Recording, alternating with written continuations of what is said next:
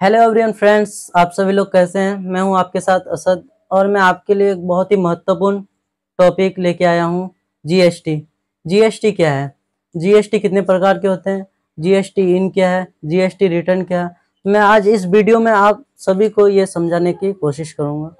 तो शुरू करते हैं। जीएसटी सबसे पहले हम लोग जान लेते हैं जीएसटी का फॉर्मूला, ये full form. GST goods and service tax. Goods मतलब सामान। अब हम आते हैं टैक्स में। टैक्स होता है दो प्रकार के। नंबर एक direct tax, indirect tax.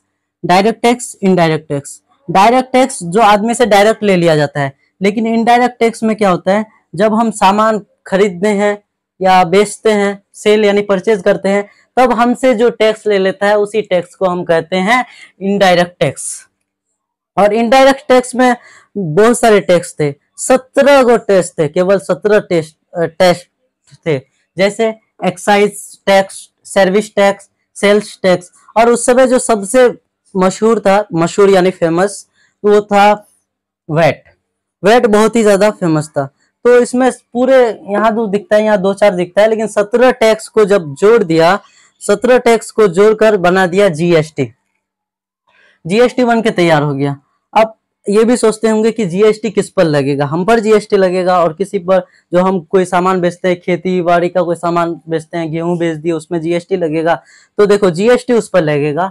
GST लगता है आप अगर स्टेट चेंज करेंगे, जो ही स्टेट से इस स्टेट से इस स्टेट से, अगर मान लो कि चीज अगर तुम ले लिए, यूपी से कोई सामान ले लेते हैं, तो आप उसमें कोई बढ़िया सामान लोगे, तो जो लग्जरी सामान होगा तो उसमें आपको टैक्स लगेगा। अब आते हैं कि जब जैसे ऑनलाइन शॉपिंग करते हैं, तो ऑनलाइन शॉपिंग में हमको टैक्स लगता है। तो ऑनलाइन शॉपिंग में हमको टैक्स लगता है, चाहे हम 5 रुपए का ही 10 रुपए का ही सामान क्यों ना ले, तो इसमें आपको टैक्स लगता है। तो आप इसका स्क्रीनशॉट ले सकते हैं और हम आगे जाएंगे। Type GST, type of GST आते हैं। Type of GST. अब जीएसटी 4 प्रकार के होते हैं। जब 4 प्रकार के जीएसटी होते हैं, तो लोगों को ये समझ में नहीं आ रहा था कि मैं जीएसटी, अगर मुझे चार चार जीएसटी है, 4 प्रकार के जीएसटी है, मुझे अगर मान लो मुझे 12% जीएसटी है, किसी चीज में 12% जीएसटी है, तो मुझे 12% सीजीएसटी में भी देना पड़ता है, एसजीएसटी, यूटीजीएसटी, आईजीएसटी। लेकिन ये गलत है, क्योंकि ये 12% जीएसटी आपका लेगा तो कोई भी लेगा एक। तो अब आते हैं सेंट्रल जीएसटी। सेंट्रल जीएसटी तो आपका लेगा ही, क्योंकि ये पूरे देश का होता है, तो इसीलिए सेंट्रल, सेंट्रल यानी केंद्रीय, तो इसमें आ जाएगा, तो ये तो लेगा ही, किसी भी हालात में ये आपका जीएसटी लेगा। लेकिन ये तो लेगा, ये आपका पूरा 12% जीएसटी नहीं लेगा। ये 12% जीएसटी का क्या करेगा, 6% जीएसटी अपने पास रख लेगा, ये सीजीएसटी यानी सेंट्रल जीएसटी। और 6% जीएसटी अगर आप स्टेट जीएसटी में आते हैं, जैसे स्टेट जीएसटी, जैसे आप स्टेट में कोई सामान बेचते हो, तो ये बिल्कुल आसान है कि 6% जीएसटी ले लेगा हमारा जाके सेंट्रल जीएसटी, उसके बाद यहाँ आ जाएगा एसजीएसटी, 6% लेगा। लेकिन पहले लोगों को ये समझ में आ रहा था कि हमें पूरे में 12% जीएसटी देना है, लेकिन ये गलत है। अब जैसे आते हैं यूटीजीएसटी में। अब यूटीजीएसटी में जैसे ही हम आएंगे, तो यूटीजीएसटी क्या होगा, तो इसमें यूनियन टेरिटरी, इसमें यूनियन टेरिटरी राज्य जैसे हो गया दिल्ली, जम्मू कश्मीर, लद्दाख, और ये है, तो इसमें क्या करना पड़ता है, तो इसमें क्या करता है सरकार, सबसे पहले सेंट्रल जीएसटी, तो ये तो अपना हक बनता है, तो इसको ये लेगा ही। अब क्या करेगा, जो बचेगा, मान लो 12% जीएसटी किसी में लग गया, तो उसमें से क्या होगा, जो बचेगा उसको दे देगा यूटी, यानी जो यूनियन टेरिटरी राज्य है, तो उसको इतना % दे दिया। तो आप इतना उम्मीद है कि आप तीनों को ये समझ में आ गया, ये तीनों समझ में आ गया है। लेकिन अब आते हैं आईजीएसटी में, इंटीग्रेटेड जीएसटी। ये जीएसटी में क्या होता है, इंटीग्रेटेड जीएसटी तो बना हुआ है, ये सीजीएसटी प्लस एसजीएसटी का होता है। जैसे ही आप कोई सामान ये करते हैं, खरीदते हैं या बेचते हैं, तो क्या होता है, तो अब अगर किसी राज्य में आप बेचोगे, जैसे ही स्टेट चेंज होगा, इसमें स्टेट चेंज होता है। जैसे आप कोई सामान बिहार में बना, आप उसी सामान को यूपी में बेच दिए, तो यूपी में बेच दिए, तो अब इसमें ये लफड़ा बन जाता है कि हम जीएसटी ले कौन लेगा, कौन, बिहार लेगा कि यूपी लेगा। तो अब ये रहता है, ये वो बोलता है कि हमें पूरा ये जीएसटी दे दो। सेंट्रल जीएसटी इसमें ले लेता है, सेंट्रल जीएसटी ले लेता है, उस अपना तो 6% मान लो 12% जीएसटी उसके लिए लग गया, तो अपना 6% जीएसटी ले लिया। अब वो 6% जीएसटी दे देगा, वो पहले ये देखेगा ध्यान से कि सामान किस राज्य में बिक रहा है। तो अब यहाँ बिहार सामान बेच रहा है यानी सेल कर रहा है, और परचेज कर रहा है यूपी। मान लो यूपी परचेज कर रहा है, तो यूपी तो परचेज कर रहा है, देख रहा है कि ये तो बिहार में तो सामान बिक रहा है, तो बिहार में जैसे ही वो सामान बेच रहा है बिहार में, तो यहाँ के लोग यहाँ बेचता है तो इसको ये फायदा मिल गया, लेकिन यहाँ के लोग तो खरीद रहा है तो ये लोग इसको भी तो फायदा मिलना चाहिए। तो वो जीएसटी है तो सेंट्रल जीएसटी ये सीजीएसटी करता है, 6% जीएसटी यूपी को दे दिया।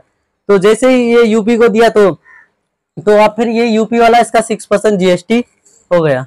तो अब इसका स्क्रीनशॉट ले सकते हैं। फिर अब आते हैं जीएसटी इन क्या है। जीएसटी इन यानी आइडेंटिफिकेशन नंबर। अब तक हम लोग ये सीख चुके हैं जीएसटी टाइप कितने प्रकार के होते हैं, उसके बाद टैक्स भी सीख चुके हैं। अब हम जीएसटी इन यानी आइडेंटिफिकेशन नंबर को समझने की प्रयास करते हैं। ये जो हमारा 22 है ये इसको दर्शाता है, स्टेट कोड को दर्शाता है, और यहाँ से यहाँ तक जो ये है, यहाँ से ये दो है, ये पैन कार्ड का ये नंबर दर्शाता है, और ये दो हुआ ये हमारा स्टेट का नंबर दर्शाता है। उसके बाद आ जाते हैं हम जीएसटी एन। अब जीएसटी के एन क्या है, goods and service tax network मतलब यहाँ से हम रजिस्ट्रेशन यही करना पड़ता है, यहाँ रजिस्ट्रेशन करते हैं तब जाकर हमें ये कोड मिलता है जीएसटी एन में। तो अब हम आते हैं जीएसटी रिटर्न।